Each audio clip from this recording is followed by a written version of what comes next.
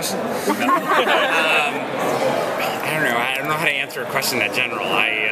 You gotta have talking points, but nobody's able to tell us very much. We've got a lot of exciting things we're really excited about. I don't know how to answer a question that general. I'm sorry. How has it been dealing with timelines, and I have to imagine that just sort of setting the rules, or at least trying to lay them out in the first season. Can you talk a little bit about how complicated that is going into season 2, especially as the way things have gone? Yeah, I mean, I think when you do anything with like time travel, obviously time travel is not real. So everybody sort of has their theory on how it works, and I think what was important for us was that it more than making logical sense, it had to make emotional sense. And as long as you understood what was happening to the characters emotionally, and as long as you understood what the stakes were, I think any of these, if you start going backwards on it, you're like, well, wait a minute, I went back 3 levels, and if that happened, then wouldn't that have affected that? And it's like you can only sort of stopgap the logic of it so much. So we feel like we have our rules.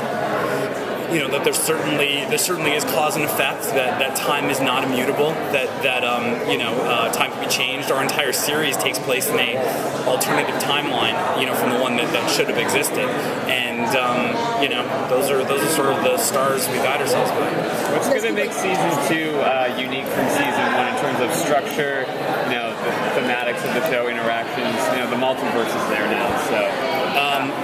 I think that the kinds of villains we're having and what their agenda is certainly very different this year. We have I think that what the characters are going through this year, like last year was sort of really about like getting the band together in a way, and Barry like his first initial steps into being the Flash. And this year, it's really like, okay, great, we're doing it now. Like, what does that mean?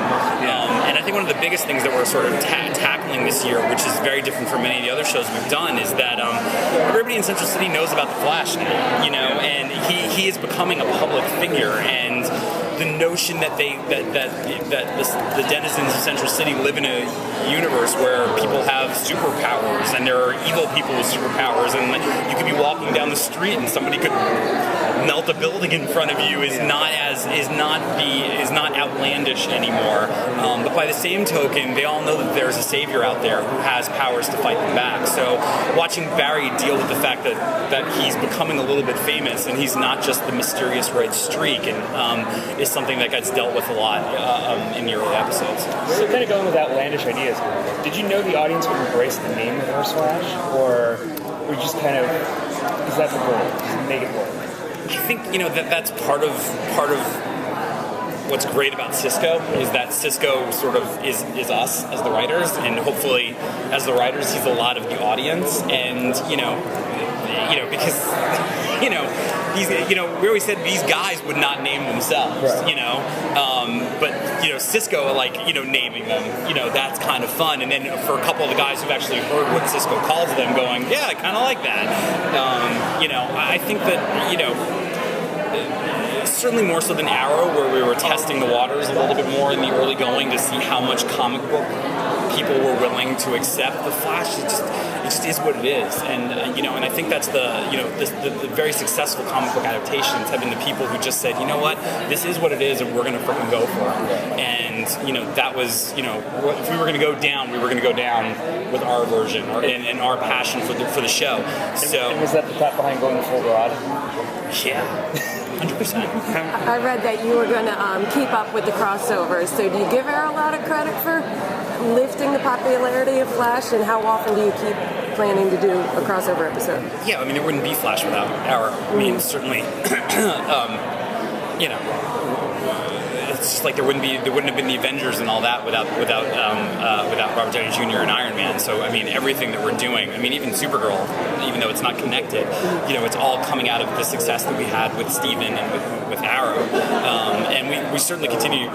Legends is essentially crossovers every week. Because that was sort of where it was born out of. Was like it was so much fun seeing everybody get together. And we do have crossovers planned. Both episode 8s again this year, which will air in December, are a 2-part crossover. It starts on Flash and ends on Arrow, and then that's sort of the big crossover event, and then throughout the year, just as we did last year, there's like the mini crossovers where it was just one character, like Felicity coming over to Flash, or we had Felicity and Ray come over. But then there was even a great little moment at the end of Arrow. It was around episode 16 where we saw Carlos, for one scene. So.